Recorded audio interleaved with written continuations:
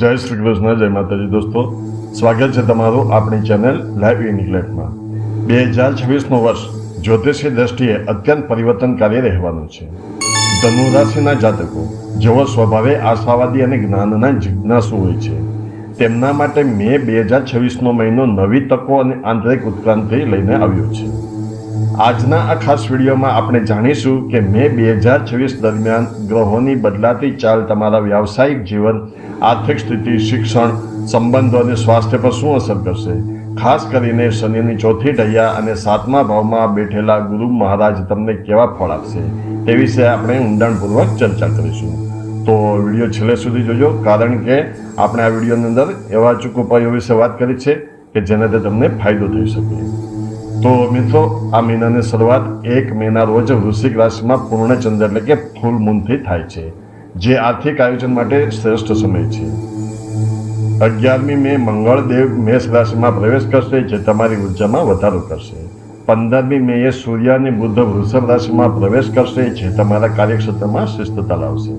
16મી મે વૃષભ રાશિમાં નવો ચંદ્ર એટલે કે ન્યૂ મૂન નવી શરૂઆત માટે પ્રેરિત કરશે। 31 મે મહિનાનો અંત તમારી રાશિમાં બ્લુ મૂન સાથે થશે, જે મોટા બદલાવના સંકેત આપે છે। યાદ રાખજો, આ આખો મહિનો શનિદેવ તમારી રાશિથી ચોથા ભાવમાં રહીને તમને પનોતી અથવા ઢૈયાનો પ્રભાવ આપી રહ્યા છે, જે તમને વધુ જવાબદાર બનાવશે। કારકિર્દીની વાત કરીએ તો મહિનાનો પૂર્વાર્ધ ખૂબ જ સર્જનાત્મક રહેશે। 15મી મે સુધી સૂર્ય 5મા ભાવમાં હોવાથી તમારા નેતૃત્વનો ગુણો ખીલશે। જે લોકો શિક્ષણ, કલા કે મેનેજમેન્ટ ક્ષેત્રે છે તેમને નવી તકો મળશે। 11મી મે પછી મંગળનું મેષમાં ભ્રમણ તમારામાં જોખમ લેવાની ક્ષમતા વધારશે। વ્યાવસાયિક ભાગીદારી માટે આ સમય વરદાન સમાન છે, કારણ કે ગુરુદેવ 7મા ભાવમાં બેસીને નવા વેપારી કરારોમાં સફળતા અપાવશે। જોકે શનિની દ્રષ્ટિ હોવાથી સફળતા ધીમી મળી શકે છે, પણ તે લાંબા ગાળાની હશે। આર્થિક રીતે મે 2026 સ્થિરતાનો મહિનો છે। 17મી મે આસપાસ તમારી આર્થિક સ્થિતિમાં નોંધપાત્ર સુધારો જોવા મળી શકે છે। ગુરુની કૃપાથી આવકનો પ્રવાહ જળવાઈ રહેશે અને જૂના રોકાણોમાંથી વળતર મળવાની પ્રબળ શક્યતા છે। જોકે શનિની ઢૈયા હોવાથી સાવધાન રહેજો, ઘરની મરામત અથવા વાહન પાછળ અણધાર્યા ખર્ચા થઈ શકે છે। શેર બજાર કે સટ્ટાકી પ્રવૃત્તિઓમાં 11મી મે થી 15મી મે દરમિયાન કોઈ મોટું જોખમ ન લેવું। લોન લેવા માંગતા જાતકોને સરકારી બેંકો તરફથી મદદ મળી શકે છે। વિદ્યાર્થી મિત્રો, તમારા માટે આ મહિનો મહેનત અને ફળનો છે। 11મી મે પછી મંગળનો પ્રભાવ તમારી એકાગ્રતા અને યાદશક્તિમાં વધારો કરશે। 15મી મે પછી 29મી મે વચ્ચે બુધનું ભ્રમણ સંશોધન અને વિજ્ઞાનના વિદ્યાર્થીઓ માટે અત્યંત સાનુકૂળ છે। જેઓ ઉચ્ચ શિક્ષણ માટે વિદેશ જવા માગે છે તેમને આ સમય દરમિયાન કોઈ સારા સમાચાર મળી શકે છે। શનિદેવ તમને શિસ્ત શીખવશે, તેથી આળસ છોડીને ટાઈમ ટેબલ મુજબ અભ્યાસ કરશો તો સફળતા ચોક્કસ મળશે। ધનુરાશિની મહિલાઓ માટે મે 2026 સન્માન અને શક્તિનો સમય છે। તમે તમારા પરિવાર અને કાર્યક્ષેત્રમાં નેતૃત્વ કરશો।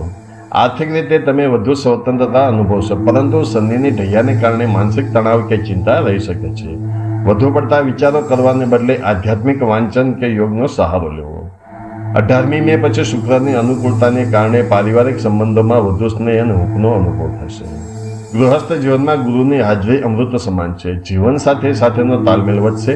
અપરિણિત લોકો માટે લગ્નના માંગા આવવાના પ્રબળ યોગ છે। ખાસ કરીને 3, 13, 19 અને 28મી મે જેવી તારીખો શુભ મુહૂર્ત તરીકે જોઈ શકાય છે। જોકે શનિ ચોથા ભાવમાં હોવાથી માતાના સ્વાસ્થ્ય અને મિલકત સંબંધિત બાબતોમાં થોડી સાવધાની રાખવી જરૂરી છે। બોલવામાં સંયમ રાખવો, જેથી પરિવારમાં કોઈ ગેરસમજ ન સર્જાય। આરોગ્યની દ્રષ્ટિએ આ મહિનો મિશ્ર છે। પાચનતંત્ર, બ્લડ પ્રેશર અને આંખોની સમસ્યાઓથી સાવધ રહેવું। શનિની પનોતીને કારણે થાક અને અનિદ્રા જેવી ફરિયાદો રહી શકે છે। નિયમિત વ્યાયામ અને ગરમ સાત્વિક આહાર લેવાથી તમે ઉર્જાવાન રહી શકશો। મુસાફરી દરમિયાન ખાવા પીવાની સ્વચ્છતાનું ખાસ ધ્યાન રાખવું। મિત્રો, તમારો રાશિફળ દર મહિનાની 27 તારીખે બપોરે 2 વાગ્યે આપણી ચેનલ લાઈવ યુનિક લાઈફમાં મળી જશે, જે જોવાનું ચૂકશો નહીં। 2026ને વધુ શુભ બનાવવા માટે આ ઉપાયો અવશ્ય કરજો। તેમાં સૌપ્રથમ છે શનિની શાંતિ માટે દર શનિવારે હનુમાન ચાલીસાનો પાઠ કરો અને સરસવના તેલનો દીવો કરો। ગુરુની કૃપા માટે દર ગુરુવારે વિષ્ણુ સહસ્ત્રના નામનો પાઠ કરો અને પીળા વસ્ત્રો ધારણ કરો। ત્રીજું છે ગરીબોને ચણાની દાળ, કેળા અથવા કાળી વસ્તુનું દાન આપવું, અત્યંત ફળદાયી રહેશે। ચોથું છે ઓમ સમ શનેશ્વરાય નમઃ અને ઓમ બ્રહ્મ બૃહસ્પતિએ નમઃ મંત્રોનો 108 વાર જાપ કરો। તો મિત્રો, આ હતું ધનુ રાશિ માટે મે 2026નું સંપૂર્ણ રાશિફળ. યાદ રાખજો કે ગ્રહો માત્ર માર્ગદર્શન આપે છે. તમારી મહેનત અને હકારાત્મકતા જ તમારું નસીબ બદલી શકે છે. જો તમને આ માહિતી ગમી હોય તો વિડીયોને લાઇક કરો અને તમારા મિત્રો સાથે શેર કરો. તમારી રાશિ કઈ છે તે કોમેન્ટમાં જરૂર જણાવજો. ફરી મળીશું નવા વિડીયો સાથે. ત્યાં સુધી જય શ્રી કૃષ્ણ, જય માતાજી.